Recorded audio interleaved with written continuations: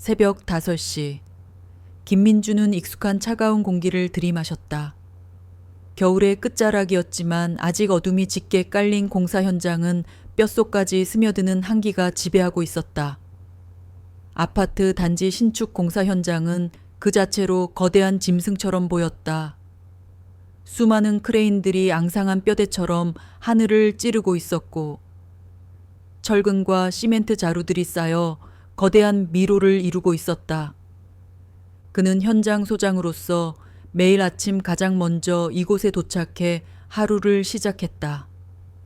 그의 삶은 이 거대한 짐승과 함께 시작되고 끝나는 단조롭고 예측 가능한 일상의 반복이었다. 그의 눈에는 이 모든 것이 그저 숫자로 보였다. 층수, 공정률, 인건비. 삶의 의미는 오래전에 희미해졌고 남은 것은 그저 내일도 똑같은 해가 떠오를 것이라는 무미건조한 사실뿐이었다. 그때였다.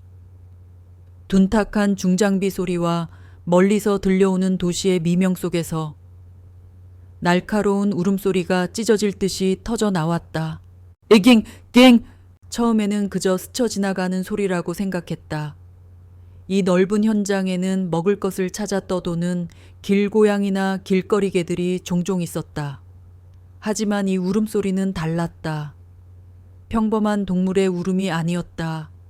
처절했고 슬펐으며 온몸에 힘을 다해 무언가를 호소하는 듯했다. 마치 작은 생명체가 온 세상의 절망을 혼자 짊어진 듯한 그런 떨림이 담겨 있었다. 민주는 미간을 찌푸렸다. 그는 불필요한 감정 소모를 싫어했다.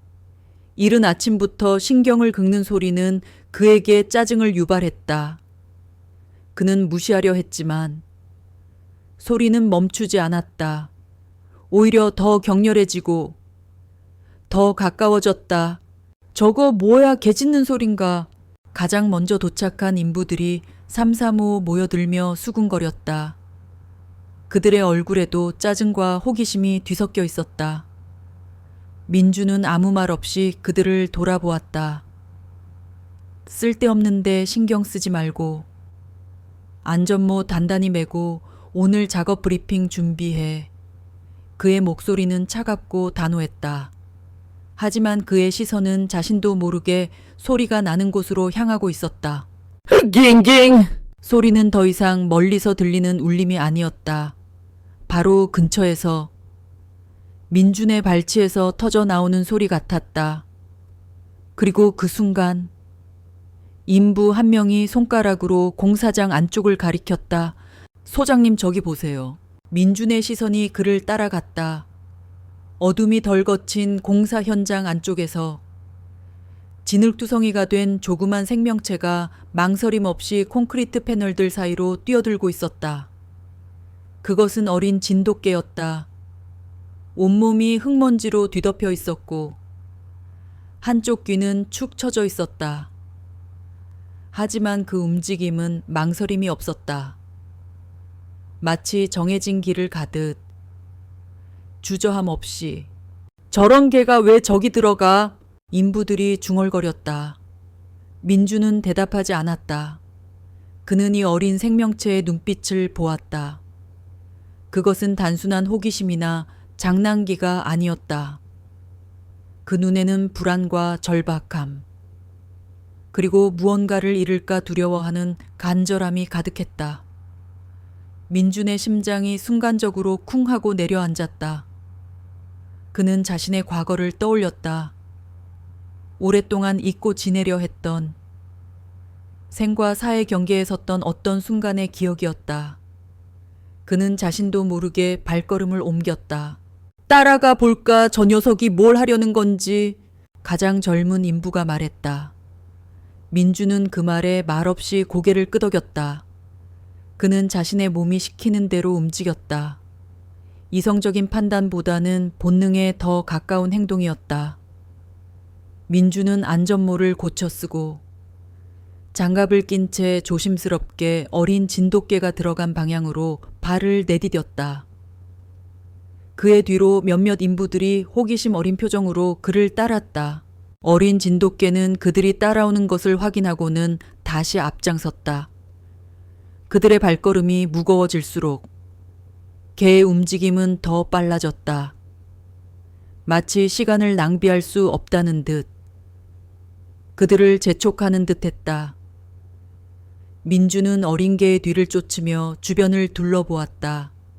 거대한 콘크리트 벽들이 숲처럼 솟아 있었고 아직 마르지 않은 습한 시멘트 냄새가 코를 찔렀다.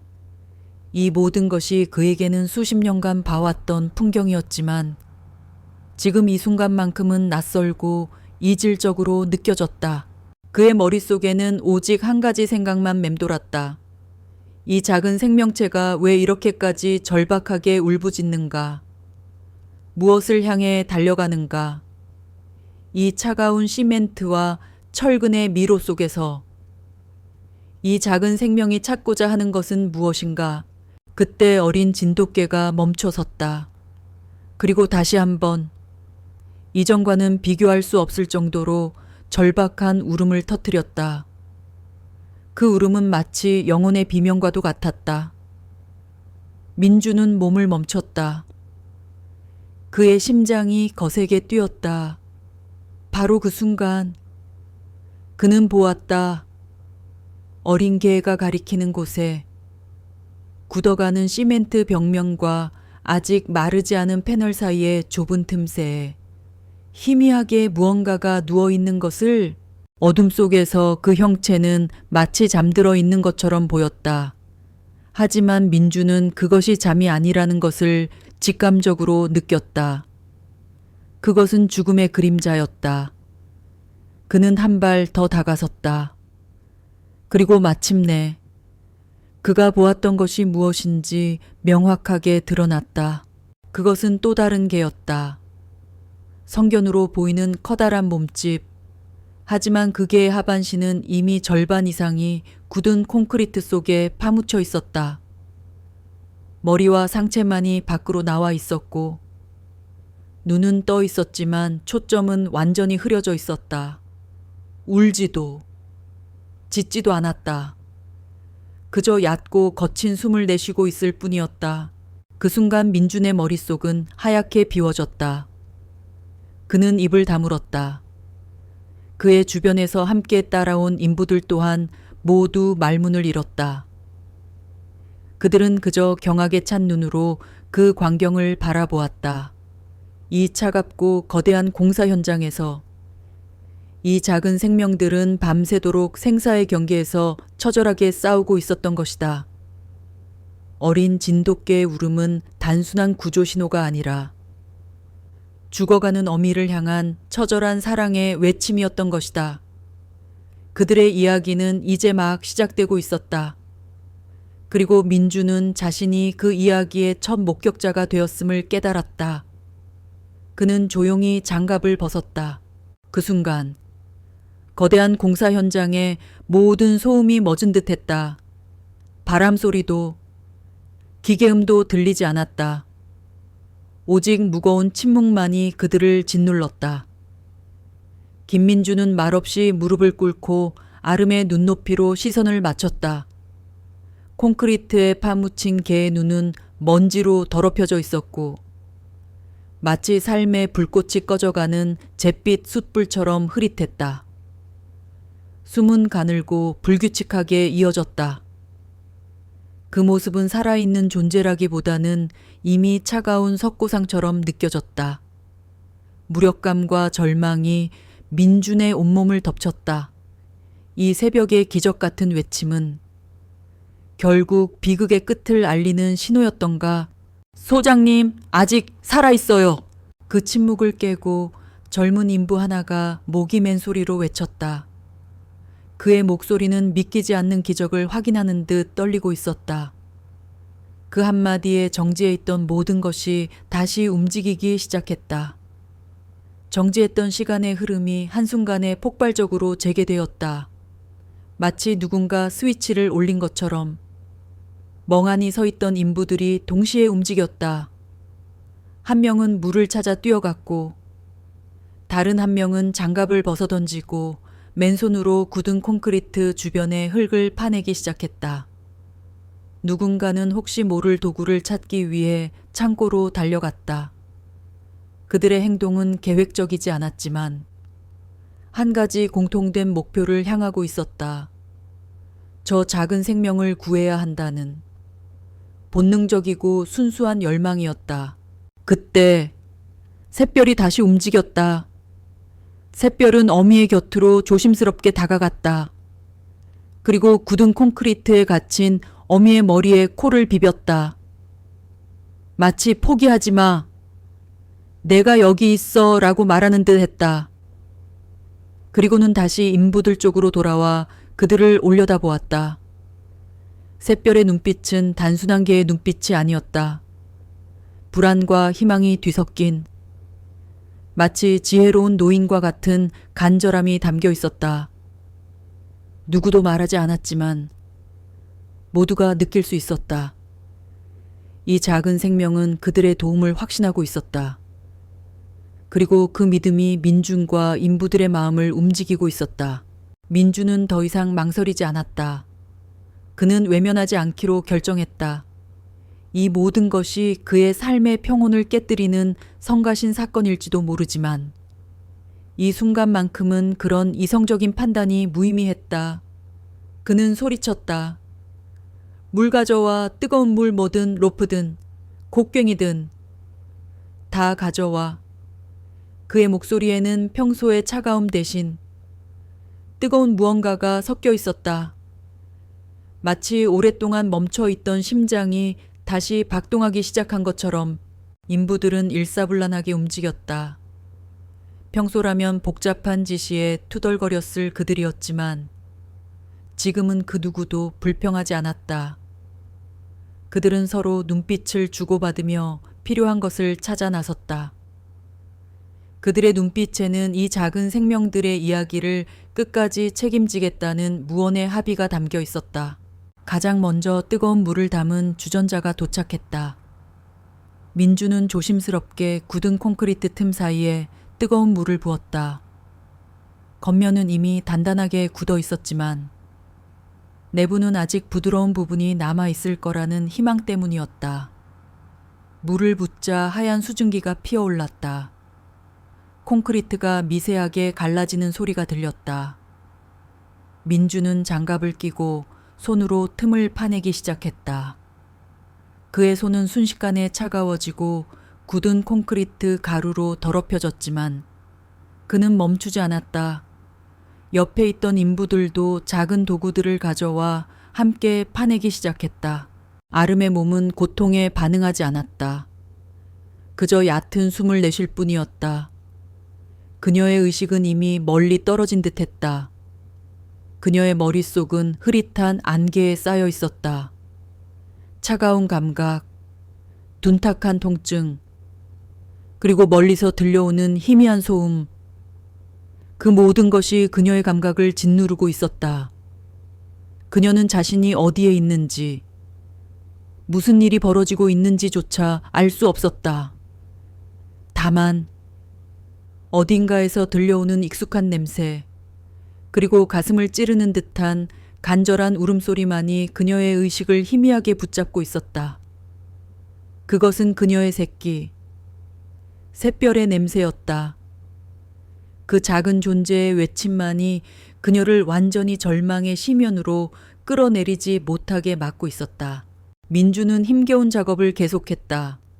그는 공사 전문가였지만 이런 작업은 난생 처음이었다. 그는 콘크리트의 성질을 누구보다 잘 알았다. 굳기 시작한 콘크리트를 무리하게 파내면 주변의 압력으로 인해 아름의 다리가 부러질 수 있었다. 힘을 조절하며 조심스럽게 굳은 틈을 파내는 작업은 더디고 고통스러웠다.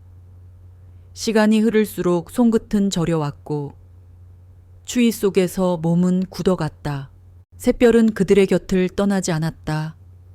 어미의 머리맡에 앉아 있다가 다시 민준의 곁으로 와 그를 올려다보았다.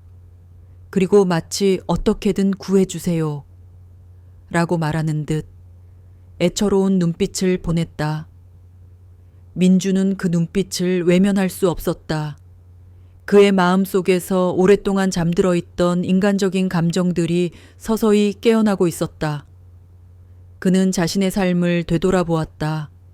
아내와 이혼하고, 가족과 멀어지고, 오직 일에만 매달려 살아왔던 지난 세월. 그는 스스로를 감정 없는 기계처럼 만들어 왔다.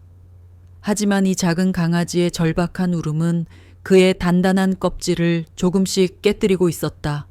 도대체 어떻게 여기까지 들어왔을까? 인부 한 명이 땀을 닦으며 중얼거렸다. 공사 현장 주변은 모두 철제 펜스로 둘러싸여 있었고 웬만한 틈은 없었다. 민주는 그 질문에 답하지 못했다. 그저 이 작은 생명들이 얼마나 필사적으로 이 안으로 들어왔는지만 생각했다. 아니, 혹시 이들이 스스로 들어온 게 아닐지도 모른다. 누군가에 의해 여기에 버려진 것은 아닐까. 그 생각에 민준의 마음은 더욱 무거워졌다. 작업은 한참 동안 이어졌다. 콘크리트 조각들이 조금씩 부서져 나왔지만 아름의 하반신은 여전히 단단한 감옥에 갇혀 있었다. 민주는 손으로 굳은 덩어리를 파내며 감각으로 시간을 가늠했다. 그는 시계를 보지 않았다. 오직 눈앞의 생명을 구해야 한다는 생각뿐이었다. 추위와 피로, 절망이 뒤섞인 가운데 그들의 유일한 희망은 바로 옆에서 끊임없이 그들을 독려하는 샛별의 존재였다. 이 작은 생명은 그들에게 단순히 도움을 요청하는 존재가 아니라 그들 자신이 포기하지 않고 나아가야 할 이유가 되어주고 있었다. 햇님은 조금씩 떠오르며 공사 현장을 비추기 시작했다. 잿빛의 공사장은 햇살을 받으며 점차 그 모습을 드러냈다.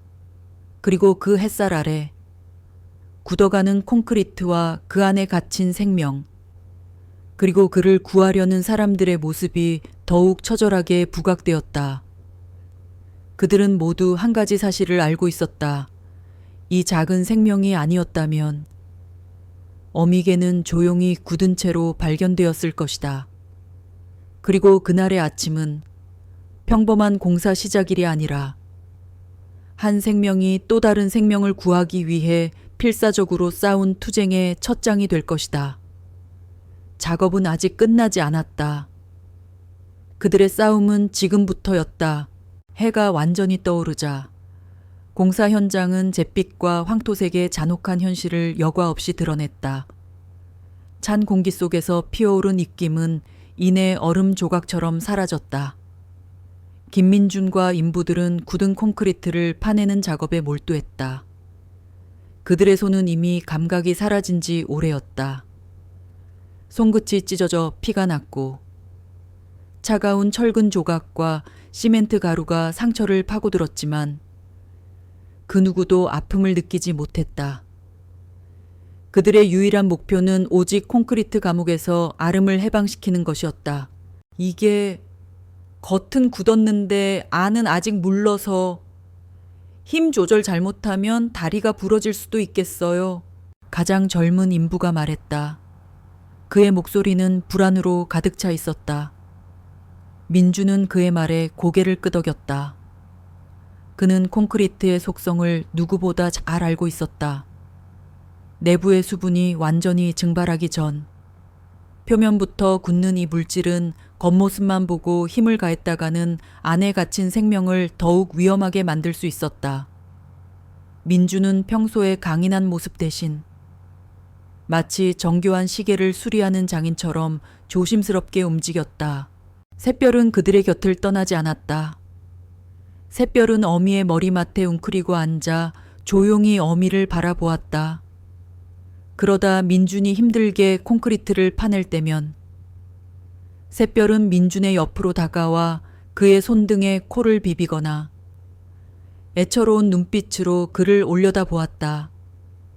마치 조금만 더 힘내주세요 라고 말하는 듯 했다.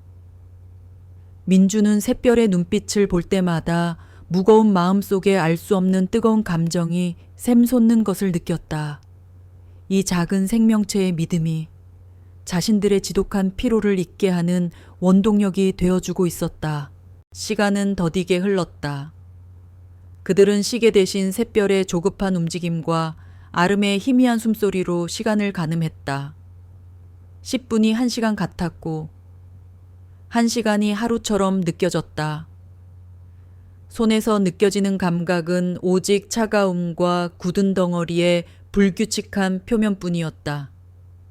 그들은 이미 진흙과 시멘트로 범벅이 되어 본래의 모습을 잃어버렸다. 그때 민준의 손끝에서 미세한 균열이 느껴졌다. 그는 숨을 멈추고 더욱 조심스럽게 힘을 주었다. 조금만 더, 그리고 마침내 둔탁한 소리와 함께 아름의 뒷다리 주변에 있던 콘크리트 덩어리가 무너져 내렸다. 하얀 시멘트 가루가 흩날리는 가운데 검은 털과 붉은 피가 뒤섞여 드러났다. 아름의 피부는 콘크리트의 화학적 성분으로 인해 붉게 부어올라 있었고 군데군데 살이 쓸려 피가 흐르고 있었다. 모두가 숨을 죽였다. 피가 나고 있어요. 인부 중 한 명이 외쳤다. 민주는 잠시 멈칫했지만 이내 깊게 숨을 들이마시고 다시 손을 뻗었다. 멈출 수 없었다. 지금 멈추면 모든 노력이 허사가 되고 아름의 다리가 부러질 수도 있었다. 그들은 더욱 조심스럽게 마치 조각을 하듯 콘크리트 틈을 넓혀 나갔다. 작업은 계속되었다. 1시간, 또 1시간, 추위는 더욱 매서워졌고 그들의 몸은 한계에 다다르고 있었다. 그러나 누구도 포기하지 않았다. 샛별의 간절한 눈빛과 자신들이 마주한 비극적인 현실이 그들을 계속 움직이게 했다. 마침내 아름의 다리가 완전히 드러났다. 한쪽 다리는 이미 굳은 콘크리트의 압력 때문에 기형적으로 휘어져 있었고 살점은 심하게 훼손되어 있었다. 아름의 몸은 흐느적거리며 무너졌다. 그녀는 더 이상 버틸 힘이 남아있지 않았다. 민준과 인부들은 아름을 조심스럽게 들어올려 미리 깔아놓은 담요 위에 눕혔다. 그제야 샛별의 울음이 멎었다. 샛별은 더 이상 짖거나 울지 않고 그저 가만히 어미를 바라보았다. 마치 모든 것을 이해한 듯 그들은 모두 땀과 시멘트 가루로 얼룩진 얼굴로 조용히 아름을 둘러쌌다. 그 순간 그들은 단순한 공사 현장 인부들이 아니었다. 그들은 한 생명을 구하기 위해 필사적으로 싸운 투사들이었다. 아름의 숨은 여전히 얕았지만 더 이상 불안정하지 않았다. 그녀의 몸은 떨리고 있었지만 그 떨림은 추위 때문만은 아니었다. 그것은 삶의 경계선에서 돌아온 자의 미약한 떨림이었다. 그때 공사장 입구 쪽에서 희미한 엔진 소리가 들려왔다. 모두의 시선이 그곳으로 향했다. 하얀색 SUV 차량 한 대가 멈춰 섰다.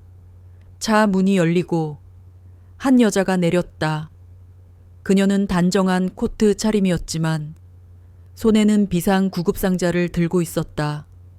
그녀의 눈빛은 흔들림이 없었고 그들의 혼란스러운 표정과는 대조적으로 침착하고 단호해 보였다. 안녕하세요. 혹시 개를 구조 중이시라고 들었어요. 그녀의 목소리는 조용했지만 명확했다. 그녀는 진흙투성이의 아름에게 망설임 없이 다가왔다. 민주는 그녀를 멍하니 바라보았다. 그들의 거칠고 땀에 젖은 모습과 달리 그녀는 깨끗하고 단정했다. 마치 지옥 같은 현장에 홀로 떨어진 천사처럼 그녀는 무릎을 꿇고 아름의 상태를 살폈다. 그녀의 손길은 부드러웠고 그녀의 눈빛에는 깊은 연민과 함께 확고한 전문가의 시선이 담겨 있었다. 그녀의 존재는 그들에게 새로운 희망이었다. 그들이 할 수 있는 것은 오직 힘을 다해 파내는 것뿐이었지만 그녀는 전문적인 지식과 기술을 가지고 있었다. 그녀는 아름의 맥박과 호흡을 확인하고는 조용히 입을 열었다. 가능성은 있어요. 하지만 아주 급합니다. 그녀의 말에 민준의 심장이 다시 한번 크게 뛰었다. 그들은 성공했다.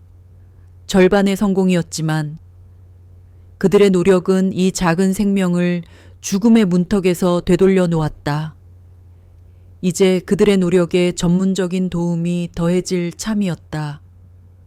그날 아침, 공사 현장은 더 이상 시멘트와 철근의 차가운 공간이 아니었다.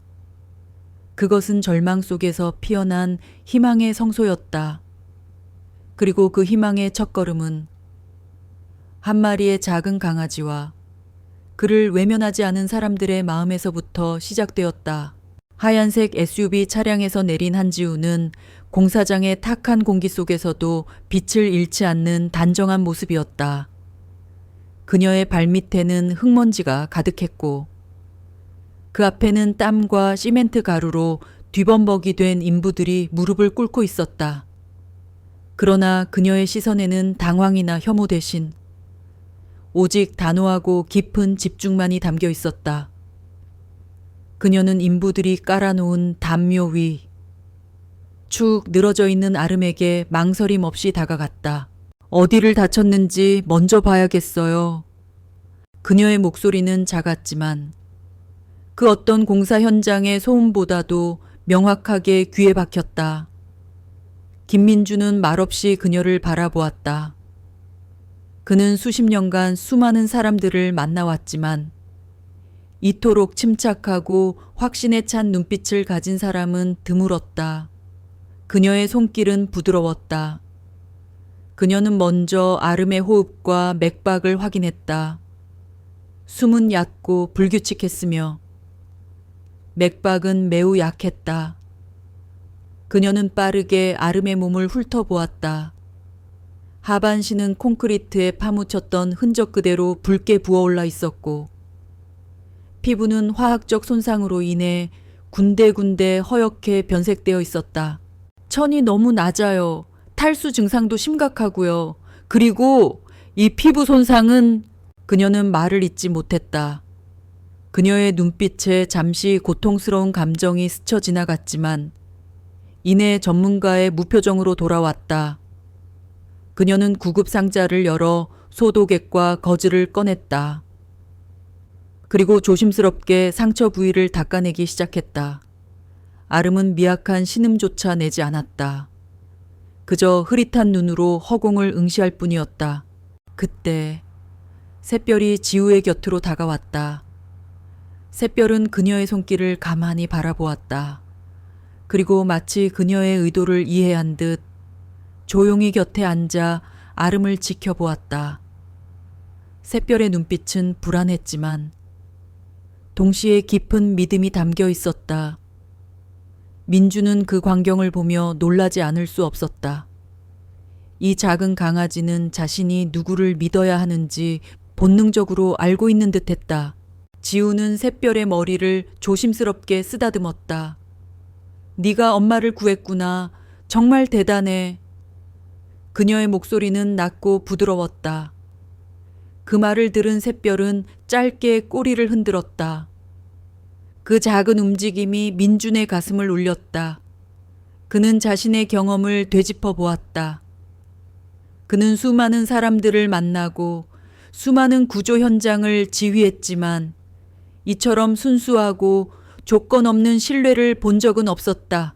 상처 부위를 더 이상 콘크리트 가루에 노출시키면 안 됩니다. 그리고 보온이 가장 중요해요. 지우는 민준에게 말했다. 그녀는 온몸이 땀과 먼지로 뒤덮인 민준을 전혀 개의치 않았다. 오직 눈앞의 생명에만 집중하고 있었다. 민준은 그녀의 단호함에 이끌려 고개를 끄덕였다. 그는 인부들에게 따뜻한 물을 더 가져오게 하고 임시 천막을 쳐서 추위를 막도록 지시했다. 그의 목소리는 여전히 거칠었지만 그 안에는 새로운 책임감이 깃들어 있었다. 지우는 능숙하게 지혈제를 바르고 소독을 하고 붕대를 감았다. 그녀의 손놀림은 빨랐지만 정확했다.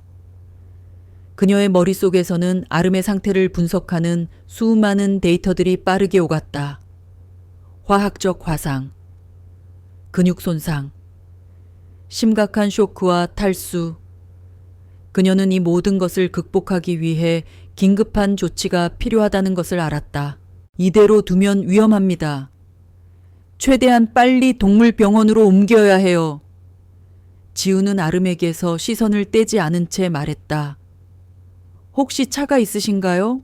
민주는 지우의 말을 듣고 망설였다. 자신의 SUV 차량이 있었지만 이렇게 흙먼지 투성이의 개들을 태우기에는 망설여졌다. 그는 잠시 자신의 이기심을 느꼈다. 그러나 샛별의 눈빛과 묵묵히 고통을 감내하고 있는 아름의 모습을 보자 그의 망설임은 부끄러움으로 변했다. 슈카고 옮기겠습니다. 그의 대답에 지우는 고개를 끄덕였다. 감사합니다. 그녀는 단순한 감사의 표현이 아니었다. 그것은 그의 인간적인 결정을 존중하는 깊은 의미가 담긴 말이었다. 민주는 지우의 눈을 보며 자신이 올바른 결정을 내렸음을 확신했다. 그는 이제 이 모든 일에서 한 발 물러설 수 없는 위치에 와 있었다. 그 순간 지우의 휴대전화가 울렸다. 그녀는 잠시 아름에게서 손을 떼고 전화를 받았다. 네, 강동구청 동물관리과 한지우입니다. 네, 신고가 있었다고요. 유기동물 방치요. 그녀는 통화 내용을 들으며 미간을 찌푸렸다. 그녀의 얼굴에 잠시 혼란과 분노가 스쳐 지나갔다. 저희가 신고를 받은 것은 어제 새벽부터 이 공사장 인근에서 이상한 소리가 들렸다는 내용이었습니다. 주민 한 분이 밤늦게 이상한 트럭을 목격했다고 해서 CCTV를 확인 중이라고 하네요. 지우는 전화를 끊고 민준을 돌아보았다. 그녀의 눈빛은 무언가를 확신하고 있었다. 혹시 CCTV는 있나요? 그녀의 질문에 민주는 고개를 끄덕였다. 며칠 전에 임시로 설치한 게 있습니다. 이 모든 비극이 우연이 아니었을 수도 있다는 차가운 진실이 그들 앞에 놓여 있었다. 누군가에 의해 여기에 버려졌다는 가능성. 그 생각은 민준의 마음을 더욱 무겁게 짓눌렀다. 이 작은 생명들이 겪은 고통이 단순한 사고가 아니라 인간의 악의에 의한 것이라면 그들의 책임은 더욱 커지는 것이었다. 지우는 아름의 몸을 조심스럽게 담요로 감쌌다. 일단은 이 아이들을 안전한 곳으로 옮겨야 합니다. 그리고 이 일이 어떻게 시작되었는지도 알아내야 할 것 같네요. 그녀의 목소리는 단호했다. 그녀의 침착함은 그저 성격이 아니었다. 그것은 수많은 고통받는 동물들을 봐온 경험에서 비롯된 깊은 연민과 책임감이었다. 그리고 그녀는 그 책임감을 기꺼이 짊어질 준비가 되어 있었다. 공사 현장 입구에 멈춰선 순찰차의 경광등이 회전하며 새벽의 빛을 더욱 희미하게 만들었다. 경찰차 문이 열리고 2명의 경찰관이 내렸다. 한 명은 중년의 베테랑이었고 다른 한 명은 앳된 얼굴의 젊은 경찰이었다. 그들의 등장은 긴박했던 구조 현장에 또 다른 무게감을 더했다. 어제 새벽부터 이쪽에서 이상한 소리가 계속 들렸다는 주민 신고가 있었습니다. 베테랑 경찰관이 김민준에게 다가와 말했다. 그는 민준의 땀과 먼지 범벅이 된 모습을 보고 잠시 의아한 표정을 지었다. 민준은 아름과 샛별을 가리키며 상황을 설명했다. 그의 목소리는 아직도 긴장감에 젖어 있었다. 그는 짧은 시간 동안 겪었던 믿기지 않는 사건들을 최대한 객관적으로 전달하려 애썼다. 경찰관들은 아름의 상태를 보고 경악을 금치 못했다. 젊은 경찰은 입술을 꽉 다물었고 베테랑 경찰관은 조용히 수첩을 꺼내 무언가를 적었다. 그들은 지우에게도 몇 가지 질문을 했다. 지우는 아름의 상태와 응급처치 내역을 간결하고 정확하게 설명했다. 혹시 현장에 CCTV가 있나요? 지우의 질문에 민주는 고개를 끄덕였다. 며칠 전부터 임시로 설치해 둔 게 있습니다. 밤새 찍혔을 겁니다. 민주는 그들을 임시 사무실로 안내했다. 작은 컨테이너 내부에는 먼지가 가득했고 그 한가운데에 모니터와 본체가 놓여 있었다. 그는 빠르게 날짜와 시간을 돌려 어젯밤 새벽 시간을 찾았다. 화면은 흑백의 낮은 해상도로 공사 현장 입구의 일부를 비추고 있었다. 모두가 숨을 죽이고 모니터를 응시했다. 밤 11시 42분. 화면 오른쪽에서 낡은 소형 트럭 한 대가 천천히 진입했다. 트럭은 펜스 가까운 곳에 멈춰 섰다. 번호판은 보이지 않았다. 잠시 후 운전석 문이 열리고 한 남자가 내렸다. 그는 어둠 속에서도 두 개의 짐 덩어리를 든 것처럼 보였다. 그는 펜스 틈새로 손을 넣어 그 짐 덩어리를 바닥에 내려놓았다. 그리고는 차에 다시 올라탔다. 짐 덩어리가 움직이는 것이 희미하게 보였다. 트럭은 그 자리에서 몇 분 동안 서 있다가 다시 조용히 현장을 떠났다. 화면 속에서 짐 덩어리는 여전히 꿈틀거리고 있었다. 그것은 개들이었다. 그들이 버려지는 순간이었다. 샛별과 아름이었다. 모두가 말문을 잃었다. 그들의 머릿속에는 오직 한 가지 생각만이 떠올랐다. 이것은 사고가 아니었다.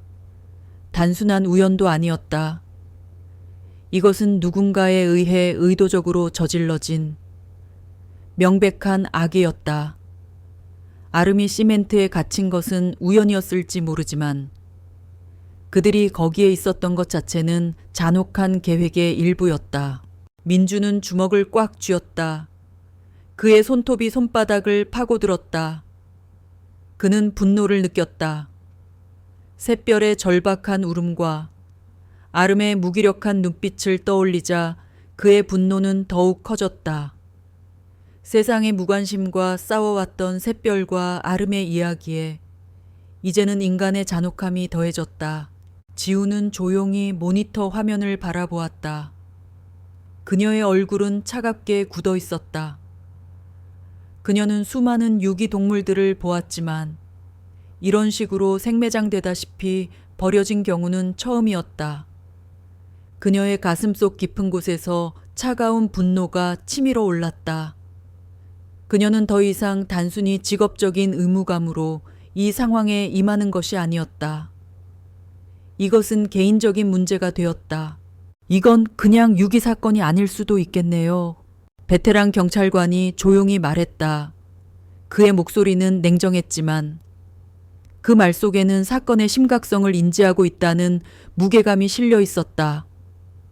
정황상 단순한 유기라기보다는 그 이상일 수도 있습니다. 저희 쪽에서 조사를 더 진행하겠습니다. 경찰관들은 서류 몇 장을 민준과 지우에게 건네고 현장을 떠났다. 그들이 떠나자 컨테이너 안에는 다시 무거운 침묵이 흘렀다.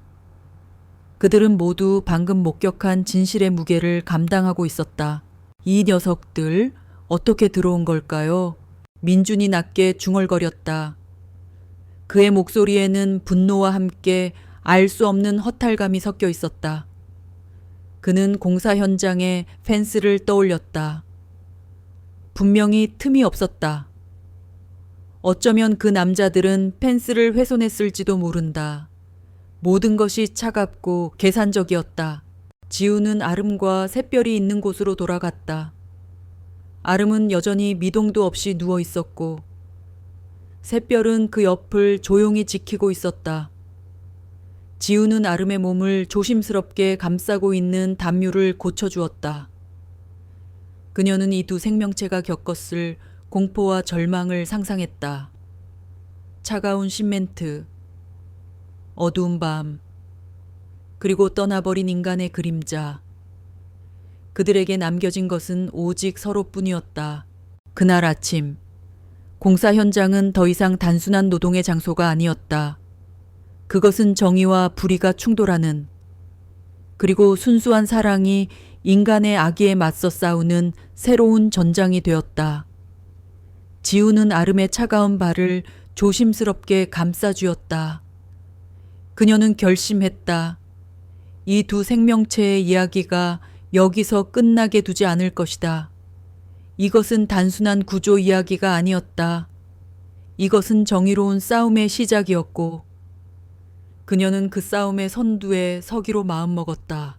공사 현장을 떠나 한지우의 집으로 향하는 길은 무거운 침묵으로 가득했다. 김민주는 말없이 운전에 집중했고, 뒷좌석에는 아름이 담요에 쌓인 채 축 늘어져 있었다. 샛별은 엄마 옆에 웅크린 채 창밖을 응시했다. 빠르게 지나가는 낯선 풍경들, 화려한 도시의 불빛, 수많은 건물들, 이 모든 것이 샛별에게는 난생 처음 보는 세상이었다. 그러나 샛별의 눈빛은 호기심보다는 불안과 경계심으로 가득 차 있었다. 마치 이 모든 것이 또 다른 위험의 서막일지도 모른다고 생각하는 듯했다. 지우는 백미러로 두 마리의 개를 번갈아 보았다. 아름의 눈은 여전히 생기가 없었고, 얕은 숨만이 그녀의 생명을 간신히 붙들고 있다는 것을 보여주고 있었다. 샛별은 그런 엄마의 존재를 단 한순간도 놓치지 않으려는 듯 몸을 바싹 붙이고 있었다. 지우는 이 두 생명체가 겪었을 고통의 깊이를 짐작하며 가슴이 저려왔다. 단순한 구조가 아니었다. 그녀는 지금 파괴된 두 개의 영혼을 자신의 집으로 데려가고 있었다. 마침내 지우의 아파트에 도착했다. 소박하지만 따뜻하고 정돈된 공간이었다. 거실 한쪽에는 미리 준비해둔 푹신한 담요와 물, 사료가 놓여 있었다. 지우는 조심스럽게 아름을 안아 집 안으로 들여왔다. 아름의 몸은 마치 손뭉치처럼 축 처져 있었고 아무런 저항도 하지 않았다. 그녀는 아름을 침대에 눕혔다. 그제야 샛별이 조심스럽게 차에서 내려 집 안으로 들어섰다. 샛별은 냄새를 맡으며 집안 구석구석을 탐색했지만 이내 아름의 곁으로 돌아와 자리를 잡았다. 그날 밤 지우는 두 마리의 개를 한참 동안 지켜보았다. 아름은 미동도 없이 누워 있었고 샛별은 한 발을 엄마의 몸에 올린 채 잠이 들었다. 그 모습은 마치 샛별이 엄마를 지키는 작은 울타리라도 된 듯 보였다. 지우는 그들의 곁에 조용히 앉아 있었다. 그녀는 전문가로서 이들을 치료해야 했지만 지금 이 순간만큼은 그녀 자신이 위로를 받고 있는 듯한 느낌이 들었다. 이 세상의 냉정함 속에서도 서로를 향한 그들의 순수한 사랑은 꺼지지 않는 불꽃처럼 타오르고 있었다. 며칠이 흘렀다. 아름은 여전히 먹지 않았다. 지우가 아무리 좋은 사료와 간식을 권해도 그녀는 고개를 돌릴 뿐이었다. 물도 아주 조금씩만 핥아 마셨다.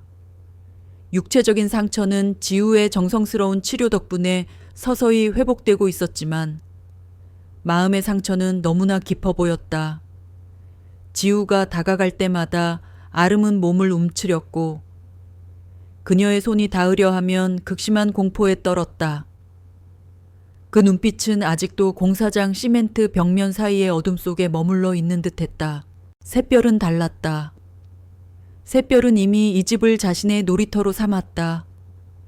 장난기 넘치는 눈으로 이곳저곳을 뛰어다녔고 지우의 신발을 물고 숨기거나 양말을 입에 물고 와 자랑스럽게 선물처럼 내려놓곤 했다. 하지만 놀다가도 몇 시간이 지나면 어김없이 아름의 옆으로 돌아왔다. 그리고 조용히 그녀의 곁에 누워 잠이 들었다. 마치 내가 여기 있으니 걱정하지 마세요 라고 말해주는 것 같았다. 지우는 이들의 모습을 지켜보며 깊은 고뇌에 빠졌다. 그녀의 수의학 지식으로는 아름의 상태를 완전히 설명할 수 없었다. 그녀는 육체적인 고통이 아니라 마음의 고통이 아름을 짓누르고 있다는 것을 깨달았다. 버려졌다는 절망감, 차가운 시멘트 속에서의 공포, 그리고 자신을 두고 떠나버린 인간에 대한 배신감. 이 모든 기억들이 아름을 올가매고 있었다. 어느 날 오후, 지우는 아름의 붕대를 갈아주며 조용히 말했다. 괜찮아. 이제 안전해. 아무도 널 해치지 않아. 그녀는 아름의 귀에 속삭였다. 아름은 지우의 목소리를 들었지만 아무런 반응도 보이지 않았다. 지우는 순간 절망을 느꼈다. 자신이 과연 이 깊은 상처를 치유할 수 있을까? 전문적인 지식만으로는 불가능한 일이었다. 이들에게 필요한 것은 의학적 치료를 넘어선 진심 어린 사랑과 믿음이었다. 그때 집 안으로 들어선 김민준의 목소리가 들렸다. 민준은 아름의 회복 상태를 확인하러 온 것이었다. 그는 아름의 모습을 보고는 조용히 말했다. 저희 집에도 저런 강아지가 있었는데. 민준은 오래전 키웠던 강아지에 대한 이야기를 들려주었다. 그는 어린 시절 추운 날 길에서 주웠던 작은 강아지를 키웠지만 결국 아버지의 반대로 인해 내보내야 했던 기억을 꺼냈다. 그때 제가 그 강아지를 버린 것 같아서 마음이 편치 않았어요. 민준의 목소리에는 후회와 죄책감이 담겨 있었다. 지우는 민준의 이야기에 공감하며 말했다. 기억은 인간만의 전유물이 아니에요. 동물들도 기억해요. 특히 폭력과 버림받았던 기억은 더 깊숙이 남죠. 그들은 더 이상 말을 잇지 않았다. 그저 아름과 샛별의 모습을 바라보았다. 아름은 여전히 경계심을 놓지 않았고 샛별은 그런 엄마 옆을 묵묵히 지켰다. 그 순간 지우는 깨달았다. 이 두 생명체는 서로를 통해 치유되고 있었다. 세상이 그들을 버렸지만 그들은 서로를 붙들고 있었다. 샛별의 순수한 사랑이 아름의 굳게 닫힌 마음을 조금씩 녹이고 있었다. 지우와 민준의 역할은 그저 그 사랑이 계속될 수 있도록 옆에서 지켜봐 주는 것이었다. 이 집은 더 이상 단순한 보호처가 아니었다. 그것은 상처 입은 영혼들이 서로를 붙잡고 새로운 삶을 시작하는 치유의 공간이었다. 그리고 이들의 이야기는 이제 막 희망을 향한 첫걸음을 떼고 있었다. 한지우의 집은 이제 2마리의 개와 1명의 사람의 미묘한 리듬으로 채워져 있었다.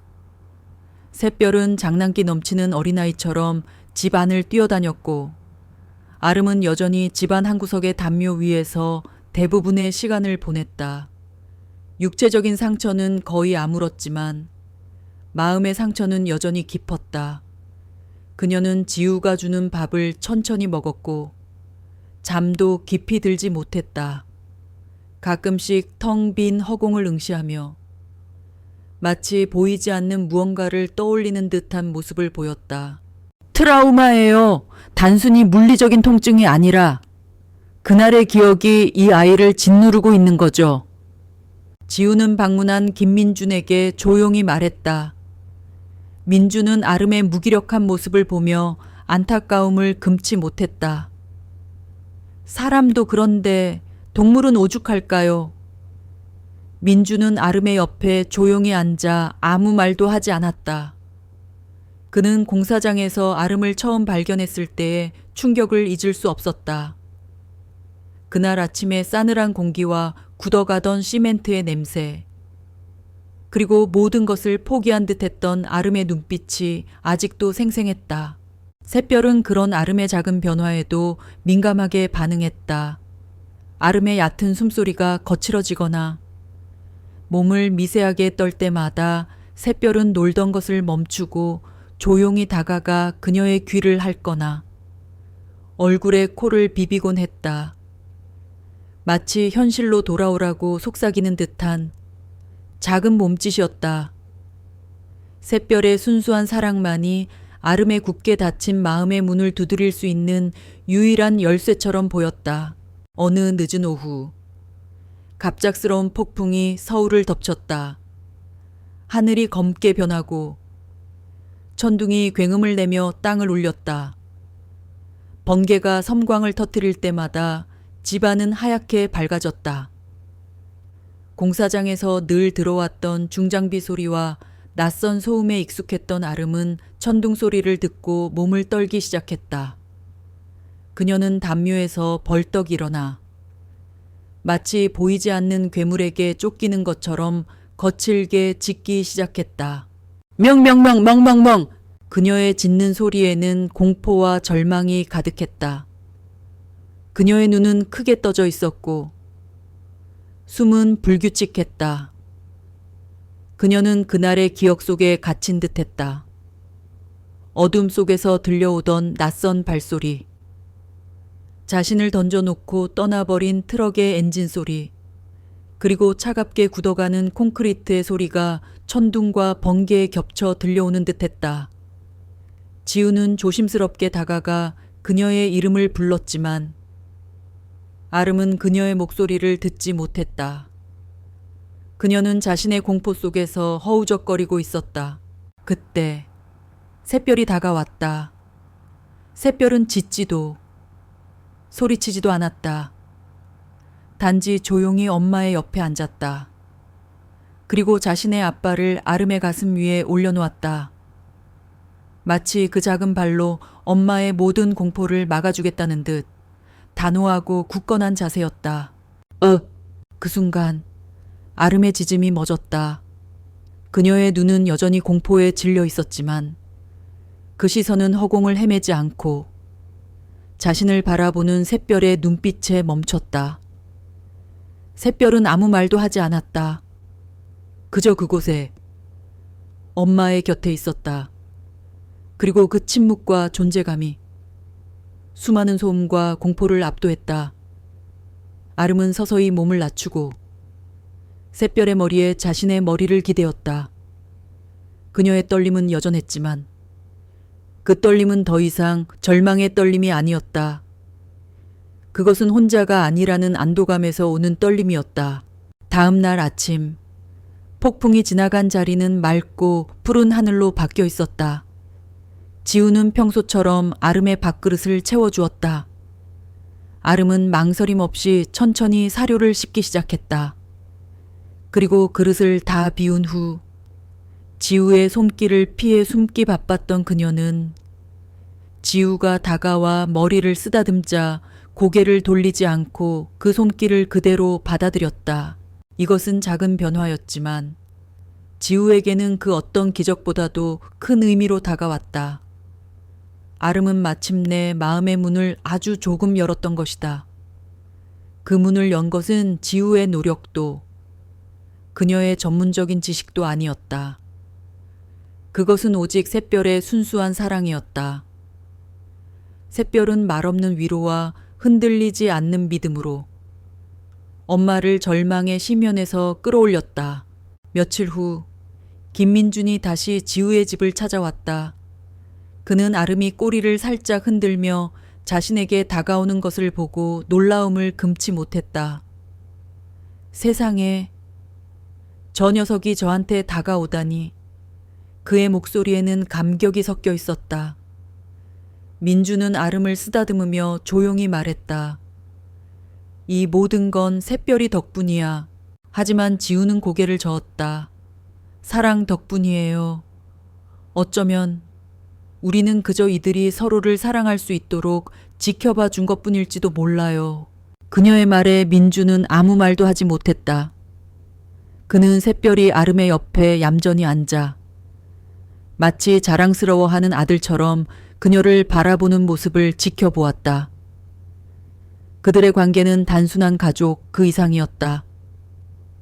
그들은 서로의 치유자였고 수호자였으며 삶의 이유였다. 이 집은 이제 더 이상 상처 입은 영혼들의 임시 피난처가 아니었다. 그것은 사랑과 믿음으로 다시 태어난 온전한 하나의 작은 세상이었다. 며칠 후 한지우의 집으로 검찰청에서 온 우편물이 도착했다. 무겁고도 단호한 법원의 인장이 찍힌 봉투였다. 내용은 간결했다. 아름과 샛별을 유기한 혐의로 기소된 남성에 대한 재판이 진행되며 한지우와 김민주는 핵심 증인으로 소환된다는 통지였다. 우편물을 손에 든 지우의 마음은 착잡했다. 그날의 악몽 같은 기억을 다시 꺼내야 한다는 부담감과 함께 마침내 정의가 구현될 수 있다는 희망이 교차했다. 법원은 차갑고 권위적인 공간이었다. 높은 천장과 무거운 나무 책상, 그리고 굳은 표정의 판사와 검사. 변호사들이 그들을 맞았다. 피고인석에는 며칠 전 CCTV에서 보았던 너무나도 평범해 보이는 한 남자가 앉아 있었다. 그의 무심한 표정은 그가 저지른 끔찍한 행위와는 너무나도 이질적이었다. 지우는 그를 보자마자 그날의 차가운 시멘트와 아름의 무력한 눈빛이 다시 떠올라 심장이 아릿했다. 먼저 증언대에 선 것은 한지우였다. 그녀는 의사가운 대신 단정한 정장 차림이었지만 그녀의 목소리는 병원에서의 그녀만큼이나 침착하고 명료했다. 그녀는 그날 아름의 상태를 수의학적으로 상세히 증언했다. 피부의 화학적 손상과 심각한 저천증, 그리고 탈수 증상이 있었습니다.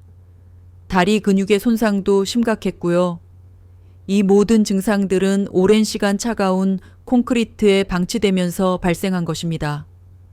그녀의 말은 감정이 배제된 오직 사실만을 전달하는 것이었다. 그러나 그 사실 자체가 가장 잔혹한 증언이었다. 그녀는 아름의 눈빛에 담긴 공포와 무력감, 그리고 샛별이 보여준 필사적인 사랑에 대해서도 조용히 증언했다. 피고인은 그녀의 말을 들으며 아무런 반응도 보이지 않았다. 마치 남의 이야기처럼 지우의 증언이 끝나고 다음은 김민준의 차례였다. 민준은 평소에 강인한 공사 현장, 소장 모습과는 달리 굳은 표정으로 증언대에 섰다. 그는 법의 언어에 익숙하지 않았고 그의 목소리는 처음에는 떨렸다. 그러나 그가 그날의 아침을 회상하기 시작하자 그의 목소리는 점점 더 힘을 얻었다. 제가 처음에 그 소리를 들었을 때 그냥 귀찮은 소리라고 생각했습니다. 평범한 개가 배고파서 짖는 줄 알았으니까요.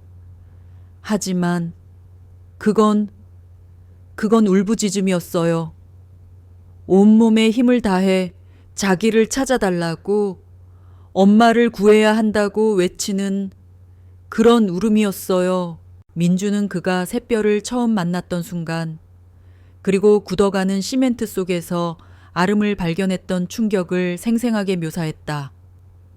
그의 말에는 그날 아침 그가 느꼈던 순수한 경악과 함께 그가 보았던 두 생명체의 처절함이 고스란히 담겨 있었다. 그는 아름이 굳어가는 시멘트 속에서도 샛별의 곁을 지키려 했던 것을 이야기했고 샛별이 그들을 얼마나 간절하게 이끌었는지에 대해 말했다. 피고인, 저 남자는 저 두 생명을 거기에 던져두고 떠났습니다. 하지만 그 두 생명은 서로를 버리지 않았습니다. 엄마는 새끼를 지키기 위해 몸이 굳어가는 고통을 견뎠고 새끼는 엄마를 구하기 위해 밤새도록 울었습니다. 저희는 그 두 생명의 사랑이 불러일으킨 기적을 본 겁니다. 민준의 목소리는 점점 격앙되었고 그의 눈에는 눈물이 고였다. 그는 더 이상 감정을 숨기려 하지 않았다. 그의 증언은 법적인 증거라기보다는 인간적인 호소였다. 피고인은 여전히 무표정했지만 방청석에 앉아있던 몇몇 사람들은 훌쩍이는 소리를 냈다. 민준의 진심이 그들의 마음을 움직였다. 증언이 끝나고 검사는 피고인이 동물보호법을 위반하여 유기 및 학대 행위를 저질렀음을 입증하는 수많은 증거들을 제시했다. CCTV 영상.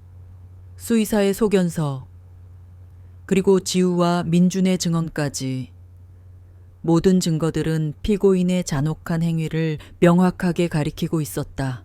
마침내 판결이 선고되었다. 피고인에게 징역 1년, 집행유예 2년, 그리고 반려동물 사육 금지 명령을 내린다. 판사의 목소리는 단호했다. 지우는 조용히 눈을 감았다. 법적으로 정의가 구현되었다. 이 세상에는 아직도 이런 잔인한 일이 벌어지지만 동시에 그것을 바로잡으려는 사람들도 존재한다는 사실에 그녀는 안도했다. 재판이 끝난 후 지우와 민주는 법원 밖에서 마주섰다. 그들은 아무 말도 하지 않았다. 굳이 말로 표현하지 않아도 그들이 느낀 감정은 같았다. 법정에서의 정의는 중요했지만 그들에게 더 중요한 것은 이미 지우의 집에서 일어나고 있었다. 그것은 아름이 샛별의 사랑으로 마음을 열고 다시 삶을 시작하기로 결심했던 순간이었다. 민주는 지우에게 말했다. 이 모든 게 정말 운명이었나 봅니다. 그날 새벽에 제가 그 소리를 듣지 못했다면 그의 목소리는 잠시 멈췄다. 아름이와 샛별이가 제게 큰 가르침을 줬어요. 제가 잊고 살았던 무언가를요. 지우는 미소를 지었다. 그녀는 더 이상 혼자가 아니었다. 그녀는 이 두 생명체와 그리고 그들을 도왔던 많은 사람들과 연결되어 있었다. 법의 심판은 끝났지만 그들의 이야기는 이제 막 새로운 장을 열 참이었다. 사랑과 믿음, 그리고 구원에 관한 이야기. 그들은 이제 더 이상 과거의 아픔에 갇히지 않을 것이었다. 그들의 앞에는 따뜻한 미래가 펼쳐져 있었다. 시간은 무심하게 흘러 그날의 잔혹했던 공사 현장은 어느덧 푸른 잔디와 나무가 우거진 공원으로 변해 있었다. 이제 막 단풍이 들기 시작한 가을의 오후. 따스한 햇살이 공원을 부드럽게 감싸고 있었다. 한지우는 샛별과 아름과 함께 벤치에 앉아 있었다. 그들의 모습은 1년 전의 그들과는 완전히 달랐다. 아름의 몸에는 더 이상 상처의 흔적이 남아있지 않았다. 그녀는 평온한 눈빛으로 주변을 둘러보았고 더 이상 낯선 소리에 귀를 쫑긋 세우지 않았다. 샛별은 이미 다 자란 늠름한 청년개가 되어 있었지만 여전히 장난기가 가득했다. 그는 공원 이곳저곳을 뛰어다니며 떨어진 나무잎을 물고 놀고 있었다. 드디어 왔네요. 지우가 웃으며 말했다. 멀리서 김민준을 비롯한 몇몇 인부들이 다가오고 있었다. 그들은 작업복이 아닌 편안한 차림이었지만 그들의 거친 손과 익숙한 걸음걸이는 여전히 그들이 공사 현장의 사람들이었음을 말해주고 있었다. 민주는 아름과 샛별을 보며 눈이 휘둥그레졌다. 그의 얼굴에는 놀라움과 기쁨, 그리고 알 수 없는 뭉클함이 뒤섞여 있었다.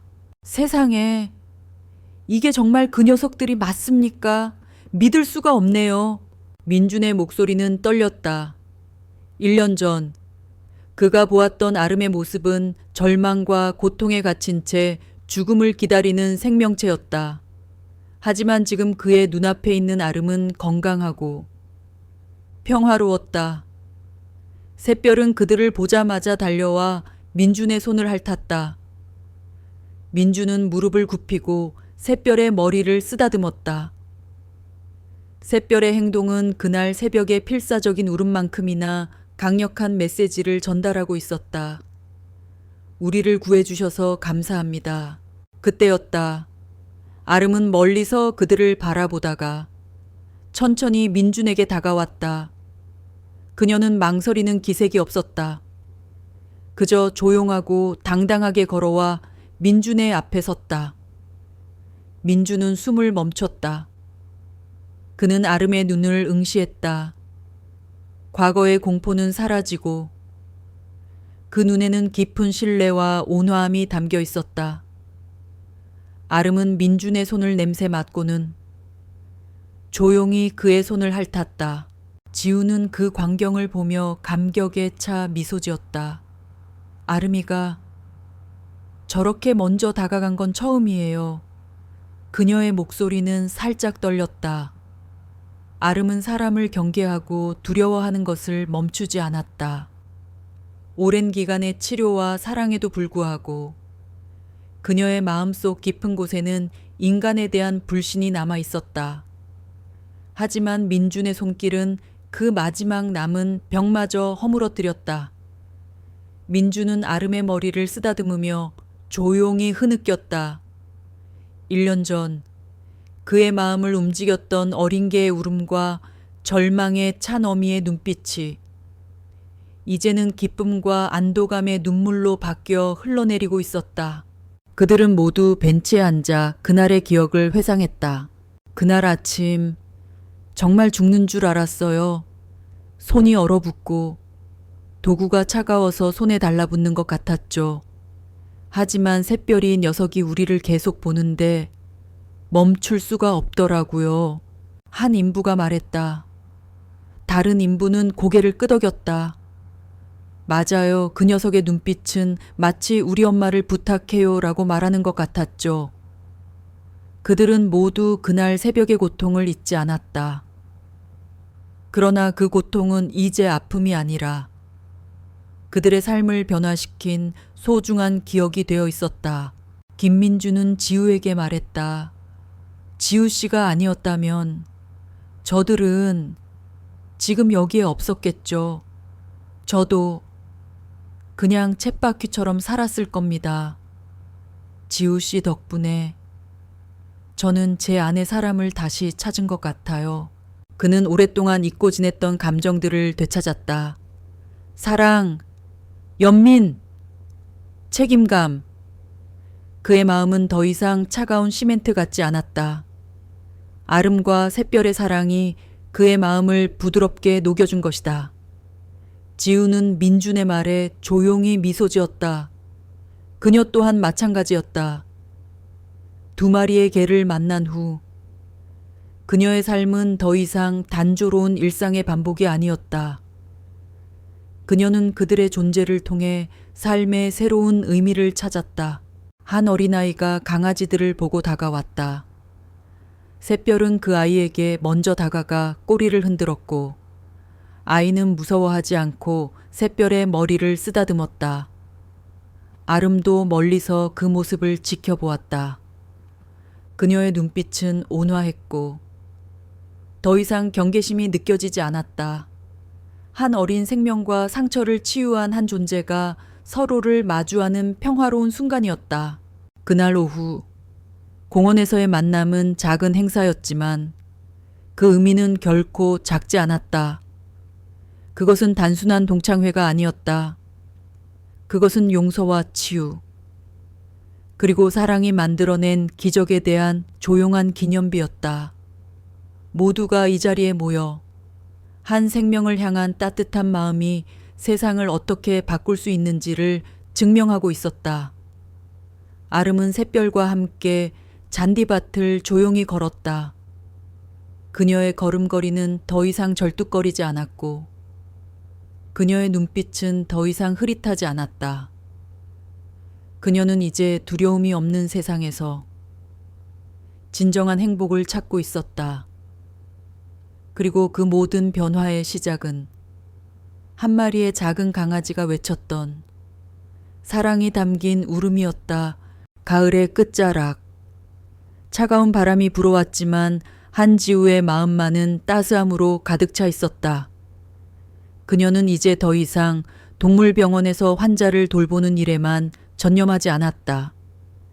그녀의 삶은 아름과 샛별을 만난 후 완전히 다른 방향으로 흘러갔다. 그녀는 자신의 기술과 경험을 더 많은 생명을 위해 사용하기로 결심했다. 그녀는 다니던 직장을 그만두고 지역의 유기동물 보호소에서 정기적인 봉사활동을 시작했다. 그녀가 처음 보호소에 발을 들였을 때 샛별은 언제나 그녀와 함께였다.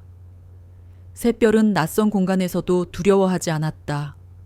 오히려 새로 구조된 동물들에게 먼저 다가가 그들을 안심시켰다. 구석에 웅크려 떨고 있는 어린 고양이에게는 조용히 다가가 꼬리를 흔들었고, 다친 몸 때문에 움직이지 못하는 강아지에게는 작은 나뭇가지를 물어다 주었다. 마치 이제 괜찮아, 우리를 믿어봐 라고 말하는 듯 했다. 샛별의 행동은 말보다 더 강력한 위로였다. 김민준과 인부들도 주기적으로 보호소를 찾았다. 그들의 거친 손은 이제 시멘트 대신 봉사활동에 쓰이고 있었다. 그들은 케이지를 수리하고 사료를 날랐으며 무엇보다도 두려움에 떠는 동물들의 곁에 앉아 조용히 그들을 위로했다. 한 인부는 무섭게 으르렁거리던 학대당한 개에게 조용히 다가가 손을 내밀었고, 결국 그 개가 그의 손 냄새를 맡으며 얌전해지는 기적을 경험했다. 그들은 자신들의 작은 행동이 누군가의 삶을 바꿀 수 있다는 것을 이제는 몸소 느끼고 있었다. 아름은 더 이상 그늘에 숨어 지내지 않았다. 그녀는 이제 지우의 집에서 가장 평화로운 존재가 되어 있었다. 창가에 앉아 바람이 부는 것을 느끼고, 샛별이 집으로 돌아오면 조용히 꼬리를 흔들어 방였다. 그녀의 눈빛은 깊은 신뢰와 평화로움으로 빛났다. 그녀는 과거의 상처에 갇히지 않았고, 두려움에 멈춰 서지도 않았다. 그녀는 자신의 삶을 온전히 되찾았다.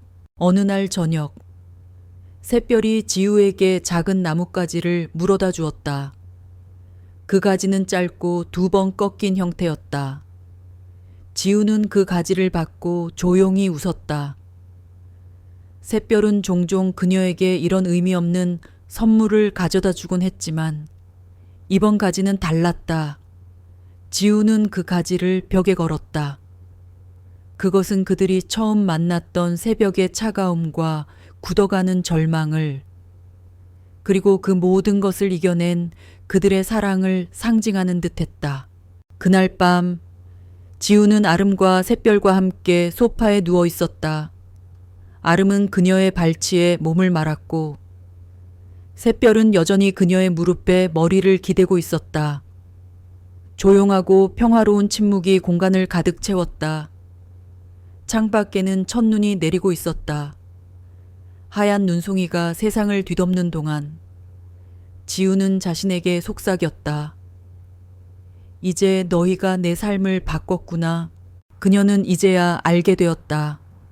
이 모든 이야기의 시작은 한 마리의 강아지가 울부짖었던 구조 요청이 아니라 사랑의 선택이었다는 것을 샛별은 엄마를 버리지 않기로 선택했고, 민준과 인부들은 그 외침을 외면하지 않기로 선택했으며, 지우는 이들의 삶을 지켜주기로 선택했다.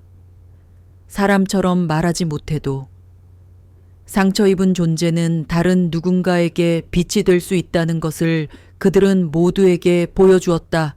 이 세상 어딘가에는 여전히 버려진 개들이 있고 차갑고 잔혹한 일들이 벌어지고 있었다. 그리고 어딘가에는 또 다른 아름과 또 다른 샛별이 존재할지도 모른다. 하지만 지우는 알고 있었다. 이 작은 이야기가 누군가의 마음을 움직일 수 있다면 모든 것은 가치 있는 일이 된다는 것을, 사랑이 누군가를 치유했을 때 그 사랑은 혼자만의 것이 아니라 모두에게 나누어져야 한다는 것을, 진심은 언어보다 강하고 기억은 상처보다 깊지만 사랑은 그 모든 것을 끌어안고 살아가게 한다는 것을, 오늘 저희 이야기에 귀 기울여 주신 여러분께 진심으로 감사의 말씀을 드립니다. 이 작은 생명들의 이야기를 통해 우리가 다시 한번 깨닫게 된 것은, 말하지 못하는 존재들에게도 마음이 있고 기억이 있으며, 우리가 보여주는 진심 어린 관심이 그들에게는 삶 전체를 바꾸는 빛이 될 수 있다는 사실입니다. 버려진 상처 속에서도 다시 일어서는 힘은 사랑에서 비롯되며, 그 사랑은 꼭 크지 않아도 됩니다.